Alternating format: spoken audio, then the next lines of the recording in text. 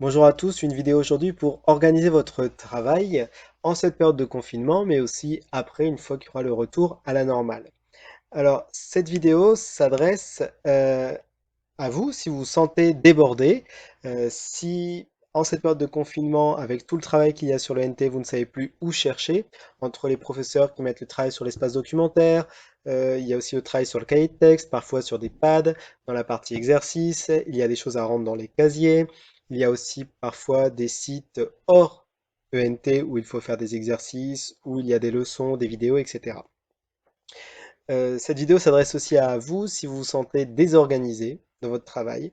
Vous ne savez plus quoi prioriser. Est-ce qu'il faut faire telle matière avant telle matière, mais euh, telle matière, ça rentre pour quand? Ou est-ce que tout simplement vous avez l'impression de perdre du temps, globalement, et d'être très mal organisé? Alors tout d'abord, une première technique d'organisation, c'est la technique des post-it. On va voir, elle est assez simple et elle est assez rudimentaire. Voici les post-it. Vous pouvez les mettre dans deux colonnes chez vous. Une colonne fait et une colonne à faire. Et à chaque fois que vous avez un travail spécifique, vous créez un post-it et vous le mettez. Voilà, rendre travail SVT, français, espagnol, géo, maths. Vous priorisez en haut ce qui est le plus important et en bas le moins urgent, en tout cas. Une fois que c'est fait, vous prenez votre post-it et vous le mettez dans la colonne fait. L'avantage, c'est que c'est très visuel et vous l'avez tout le temps sous les yeux si c'est devant votre bureau, si ça peut être aussi sur la fenêtre de votre chambre par exemple. L'inconvénient, c'est que c'est assez rudimentaire. Vous passez beaucoup de temps aussi à mettre des post-it. Et en plus, vous ne trouvez, c'est pas forcément écrit dessus où trouver les informations. C'est pour ça que je vous donne une autre astuce, un autre conseil, c'est le plan de travail de la semaine. Donc, voici un exemple. J'ai fait une sorte de planning du lundi au vendredi avec toutes les matières. Regardez les matières, ma colonne des matières tout à gauche, français, mathématiques, histoire géo, anglais, espagnol, SVT, physique, chimie, technologie, art plastique, musique, EPS. En dessous du nom de la matière, j'ai mis l'endroit où chercher les informations. Puisque mon professeur de français, par exemple, m'a dit que lui mettait tout dans l'espace documentaire, donc j'ai marqué français, espace documentaire. Mathématiques, par exemple, c'est sur le pad, pad. Histoire géo, si tout est dans le cahier de texte, je mets cahier de texte, etc., etc. Par exemple, si le professeur de technologie me dit qu'il faut que j'aille sur un site spécifique, c'est écrit technologie avec le nom du site, par exemple. À vous de vous organiser. Ensuite, vous remplissez les cases entre le lundi et vendredi des choses que vous avez à faire. Si le professeur d'histoire géographie vous dit pour lundi, vous devez rendre un exercice, vous mettez histoire géographie, leçon 2, exercice à rendre pour lundi. S'il y a des professeurs qui vous donnent tout le travail pour la semaine et à vous de vous organiser, eh bien voilà une super façon de pouvoir vous organiser, puisque à vous de répartir votre travail entre le lundi et le vendredi. Par exemple, regardez le jeudi, là, sur cette colonne, je n'ai pas grand-chose d'écrit, j'aurais pu, ben, la géo, hop, le mettre un autre jour, par exemple. Euh, L'avantage de cette technique, c'est que c'est très visible. On voit tout d'un seul coup d'œil. On voit le travail qui nous reste à faire et on peut aussi surligner le travail que l'on a déjà fait ou déjà rendu. En plus, ça vous permet de ne rien oublier. Par contre, pour que ça soit efficace, il faut qu'à chaque fois qu'on vous donne un exercice, à chaque fois que vous recevez un message d'un professeur qui vous dit voilà ce qu'il y a à faire, il faut absolument le noter tout de suite dans votre grille. Je vous mettrai un exemple de la grille en dessous de la vidéo ou par le NT. Là, voilà, par exemple, je l'ai scanné, donc je vous mettrai cette grille-là pour que vous puissiez en prendre l'exemple. Une autre façon tout aussi simple de le faire, hein, c'est pas de faire cette grille, mais c'est d'utiliser, voilà, votre agenda. Là, moi, je l'ai fait sur le mien, donc moi, c'est pas une page par jour dans mon agenda, mais vous, c'est une page par jour en général.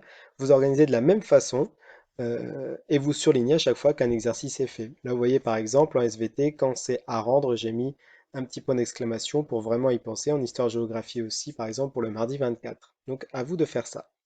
Voilà pour les quelques conseils que je pouvais vous donner en ce qui concerne l'organisation de votre travail sur la semaine. Petit rappel qui concerne tout votre travail de manière générale de toutes les matières. Pensez à lire et à relire les consignes. Les professeurs prennent du temps pour vous écrire des consignes claires. Quand on vous donne un plan de travail ou des consignes avec des exercices, pensez à bien lire les consignes avant de faire l'exercice. Ensuite, une recommandation, on lit son cours, on lit sa leçon, on apprend et on lit son vocabulaire avant de faire l'exercice. Pourquoi? Tout simplement parce que pour faire l'exercice, il faut savoir de quoi on parle, donc on lit la leçon avant.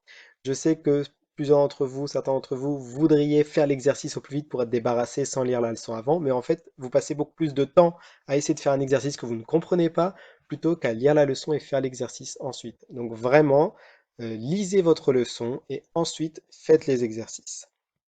Enfin, n'hésitez pas à contacter votre professeur principal ou vos professeurs via l'ENT si vous avez des questions. Seulement, attention, avant de poser votre question au professeur, on vous invite vraiment à relire la consigne, à chercher la réponse avant, vraiment à vraiment chercher la réponse, et après seulement vous posez votre question. Parce que parfois, vos questions, vous avez déjà la réponse à vos questions dans les consignes, de manière très évidente, très claire, et je vais vous faire voir un exemple tout de suite.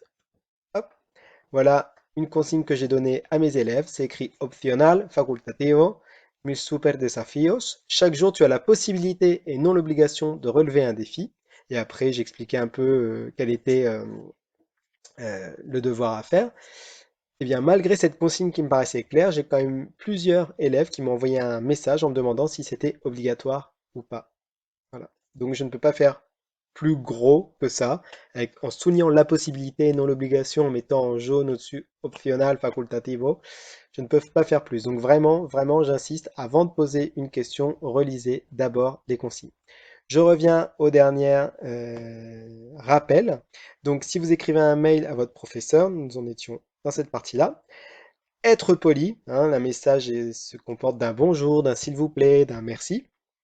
Et enfin, écrire un message clair et détaillé, c'est-à-dire ne pas écrire juste 3 mots en disant j'ai pas compris l'exercice. Donc, je ne sais pas de quel exercice vous parlez en particulier, de quelle activité, quel est votre problème en particulier. Donc, être beaucoup plus clair et détaillé dans vos messages. Voilà. J'espère que cette vidéo a été claire et qu'elle vous servira. N'hésitez pas à la regarder plusieurs fois à nouveau et surtout à trouver votre propre organisation. Si vous avez déjà une organisation, et qu'elle fonctionne, gardez-la, pas la peine d'en changer. Cette vidéo s'adressait surtout aux élèves qui se sentent débordés et un peu perdus dans le travail. Voilà.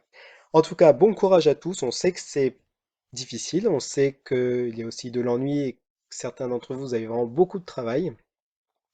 C'est nouveau pour tout le monde, donc on y va pas à pas, autant les professeurs que les élèves, pour s'adapter. Bon courage à tous et à très bientôt. Au revoir.